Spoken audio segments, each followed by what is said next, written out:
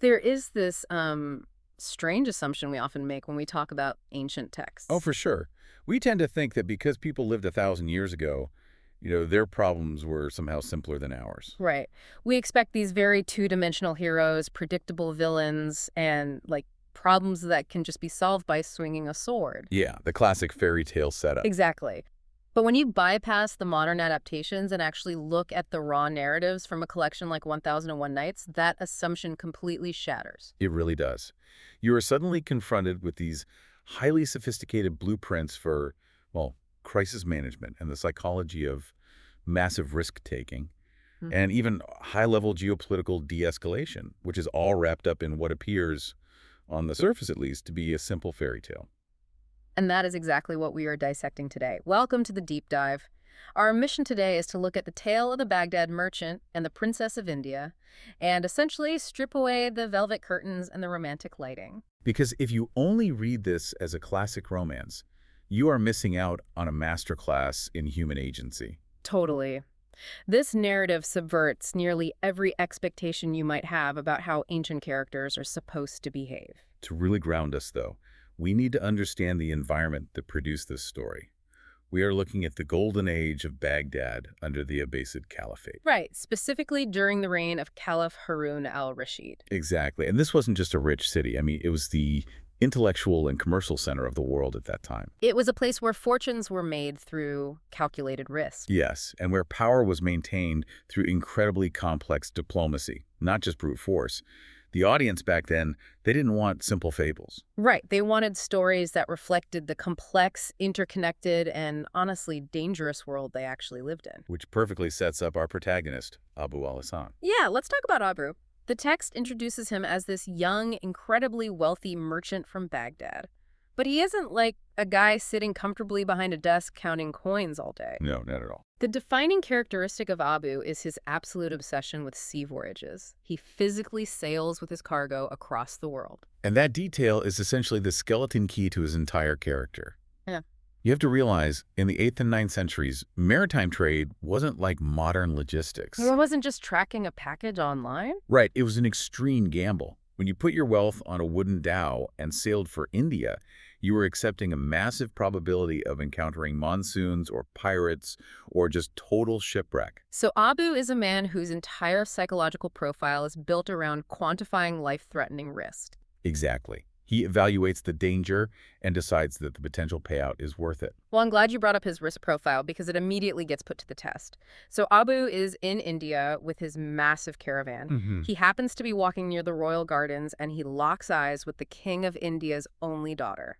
It is the classic meet cute. It is, yeah. But the immediate aftermath is what really caught me off guard. Abu doesn't do anything. It's actually the princess who makes the first move. Which is such a great detail. Right. She sends her most trusted maid to Abu with a secret message that basically says, come to my palace after midnight. I must see you. And we should clarify, this isn't an invitation for, like, afternoon tea in the courtyard. No, definitely not. To reach her, Abu has to bypass royal security and physically scale the fortified walls of the king's palace in the dead of night. Okay, let's unpack this because this is where I really struggle with Abu's decision-making. Fair enough. I read that and thought, this guy isn't a brilliant merchant. He's just incredibly reckless. I mean, scaling a heavily guarded palace wall for a woman he saw for 10 seconds. It sounds wild, yeah. If I'm a medieval venture capitalist backing his expeditions, I am pulling my funding immediately. It just feels like a total break from his calculated persona. Was Abu just entirely reckless here? Well, I would argue it's actually the ultimate expression of that persona. Wait, really? How so? You have to look at the mechanics of his profession. A sea merchant of this era operates on the core belief that immense danger is the only gateway to immense reward. Okay, I track that. So, Abu looks at that palace wall, and his brain processes it the exact same way it processes a turbulent ocean. The guards are the pirates. The wall is the storm. Oh, wow. And the princess is the ultimate priceless cargo. Exactly. So you're saying he traced infiltrating a sovereign nation's royal palace as a business transaction? Well, not a literal business transaction, but he applies the same mental framework. He's conditioned to believe that fortune favors the bold. Right. The text is really showing us how a professional mindset bleeds directly into personal behavior. Abu isn't acting out of character. I mean, he is applying the only survival mechanism he knows, to a completely new environment. And for a while, that mechanism works. He scales that wall night after night for weeks. But eventually, the odds catch up with him. They always do. The palace guards discover Abu. They drag him before the king of India, who realizes a foreign merchant has been secretly meeting his only daughter. And the king doesn't hold a trial. No, there's no time for that. He just throws Abu straight into the dungeon and orders his execution at dawn. The underlying logic here is important to highlight. To the king, this isn't just a case of trespassing. It's an international incident. Precisely. Royal daughters in antiquity were a monarch's primary diplomatic capital. Marriages forge alliances, they secure borders. Right. By compromising the princess, Abu has actively destroyed the king's geopolitical leverage. So the execution is this swift, brutal attempt to restore order and erase the insult. Which brings us to the moment where the princess completely obliterates the damsel in distress stereotype. Oh, she is phenomenal in this section. If this were a standard fairy tale, she would be throwing herself at her father's feet, right? Weeping, begging for mercy while the hero waits to be rescued by some miracle. Yeah, waiting for a magic genie or something. Exactly. Instead, she basically liquidates her assets. She treats the situation as a tactical problem that requires a logistical solution. She really does. She disguises herself as a royal guard so she can move freely through the corridors. She gathers a massive fortune in gold and jewels, goes down to the dungeon, and just flat out bribes the prison keepers. She buys Abu's freedom right there. And orchestrates a flawless escape from the capital, gets them both onto a merchant ship bound for Baghdad. But even as I read this, I kept wondering, is it really that easy to just buy your way out of a royal death sentence? Well, it makes perfect sense when you analyze the socioeconomic reality of a royal court. How so? The absolute power of a king is, in many ways, an illusion. It's maintained by thousands of underpaid guards and servants. Ah, right, the people actually doing the work. Exactly. And the princess understands this structural weakness perfectly.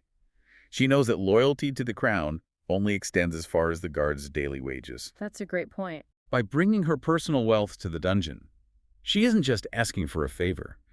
She is offering those guards more economic mobility in 5 minutes than they would earn in a lifetime of royal service. Wow. So she weaponizes the economic disparity of her own father's kingdom against him? Exactly. She exploits the system from the inside. That is a phenomenal way to look at it. But the brilliance of the narrative structure here is what happens next, because they manage to escape the human systems of power. Right. They outsmart the king, buy off the guards, get on the ship. And then the author fundamentally shifts the rules of the game. The transition from the palace to the sea is, without a doubt, one of the most critical structural pivots in the text. Because they hit a massive violent storm, the ship is completely torn apart. Abu and the princess are thrown into the raging ocean and separated in the chaos. It's total devastation. All that wealth she used to bribe the guards, gone. All of Abu's merchant bravery, completely useless. The ocean doesn't take bribes, and you can't outsmart a tidal wave. And this is where the authors inject their philosophy on fate. Yeah. In the first half of the story, Abu and the princess rely entirely on their own agency. Right, their wealth, their cleverness, their courage. And they win. But the Abbasid worldview heavily emphasizes that human agency has limits. The shipwreck is a literary device used to strip away every single advantage they possess. It asks this terrifying question: who are you when your money, your status, and your cleverness are just gone? It reduces them to absolute zero. And the isolation in this section of the text is incredibly bleak. It really is. The princess miraculously washes ashore near Baghdad. She is discovered by fishermen, and because she's clearly educated and striking, word travels up the chain of command. Until she is brought before Caliph Harun al-Rashid himself. Right. He recognizes her intelligence and offers her sanctuary in his court, which is a profound shift in her circumstances. She literally goes from drowning in the ocean to living under the protection of the most powerful ruler in the Islamic world. But the text is careful to note her psychological state, right? Physical safety doesn't cure the trauma of losing the person you sacrificed your entire life for. No, not at all. And meanwhile, Abu's reality is just devastating. Oh, it's so sad. He also survives the wreck and drags himself back to his home city of Baghdad. But think about the psychological toll here for a moment. Yeah. This is his city. This is where he was known as a wealthy, courageous merchant. But now he is wandering the streets, starving, wearing rags, and completely heartbroken. He has lost everything. His ships, his fortune, the woman he loves. He's basically a ghost haunting his own life. And that contrast is deliberate. Abu is experiencing the ultimate alienation. I mean, he is surrounded by millions of people in a bustling metropolis, Yeah. yet he is entirely invisible. It's a very modern depiction of grief and depression, really. Very much so. He's physically present, but emotionally, he is still drowning in that storm. Which leads to an encounter that sets up the climax of the story. Caliph Harun al-Rashid had this famous habit of wandering the streets of Baghdad at night in disguise. Right, to observe his citizens directly. Exactly. And during one of these walks, he finds Abu weeping by the Tigris River. The Caliph, appearing as just a normal citizen, asks Abu what's wrong. And Abu just unloads the entire story. Everything. The garden, the wall climbing, the execution order, the prison break, the storm, and the loss of the princess. It's fascinating because the disguised ruler is such a brilliant mechanism for intelligence gathering. How do you mean? Well, when a king sits on a throne, everyone lies to him. They tell him what he wants to hear. By removing the crown and stepping into the street, Harun al-Rashid bypasses the bureaucracy of his own court. He gains access to raw, unfiltered human truth. Exactly. And as a listener, you're waiting for the caliph to just take off his disguise, reveal that the princess is safe in the palace, and instantly fix everything. Right. Tie it up in a neat little bow. But before he can even process Abu's story, the narrative cans out to a massive macro-level crisis. The King of India hasn't been sitting around grieving. No, he has been busy. He has mobilized a massive army, marched them all the way to the gates of Baghdad, and is threatening a full-scale war unless his daughter is returned. Wait, an entire army over one allotment. I know. This just went from Romeo and Juliet to the Trojan War. It's a huge escalation. But we have to analyze the King of India's motivation here, because it is deeply tied to the concept of sovereign face. Okay, sovereign face. Yeah, think about it. A foreign civilian entered his fortified palace, bypassed his security, and absconded with his heir. This isn't just a family squabble. It's a massive security breach. Exactly. In the eyes of his rival nations, the King of India looks incredibly weak. Sending an army across the world isn't about getting his daughter back to give her a hug. Right. It is a desperate, aggressive display of power to prove to the world that his borders and his authority cannot be violated without consequence. That makes perfect sense. So Harun al-Rashid is now sitting on a powder keg. A massive one. He has the princess in his guest wing. He just found her undocumented refugee boyfriend on the street. And there is a furious foreign army outside ready to burn Baghdad to the ground over the insult. It's a diplomatic nightmare. I read this and thought, there's no way this ends without thousands of people dying. I mean, how do you de-escalate a fully mobilized military force? You de-escalate it through validation and highly strategic mediation. Notice what Harun al-Rashid does not do. He doesn't attack. Right, he doesn't deploy his own massive army to meet the King of India on the battlefield. That would result in a devastating war of attrition. Instead, he addresses the human element at the center of the geopolitical crisis. He brings the princess and Abu into his throne room. And the moment they see each other, the text describes them rushing together, embracing in tears. The caliph observes this, and he makes a judgment that feels surprisingly modern. Yes, his response is so telling. He says, "This is true love. I will not separate two hearts that have endured so much." Pay close attention to the word endured there. Harun al-Rashid isn't just charmed by their romance. Right. He's looking at what they actually survived. He's looking at their data. He sees the extreme risks Abu took. He sees the tactical brilliance of the princess's escape.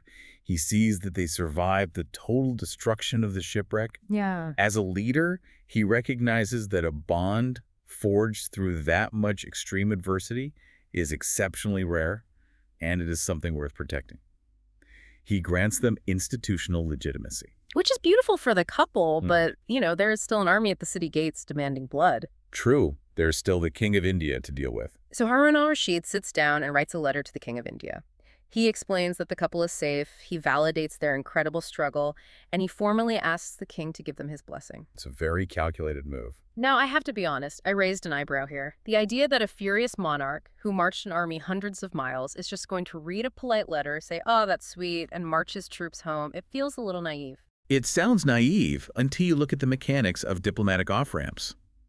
Harun al-Rashid is practicing elite soft power here. Soft power? Yeah. How so?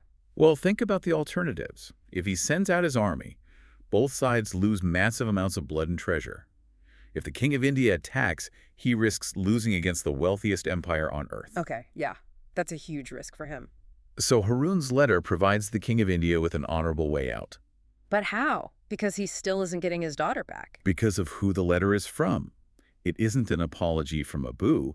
It is a formal peer-to-peer communication from Harun al-Rashid, the most powerful man in the region. Ah, I see. By formally asking for the king's blessing, the caliph is restoring the King of India's dignity. He is saying, I recognize your authority over this situation. So it's about optics. Exactly. Yeah. The letter allows the King of India to reframe the narrative.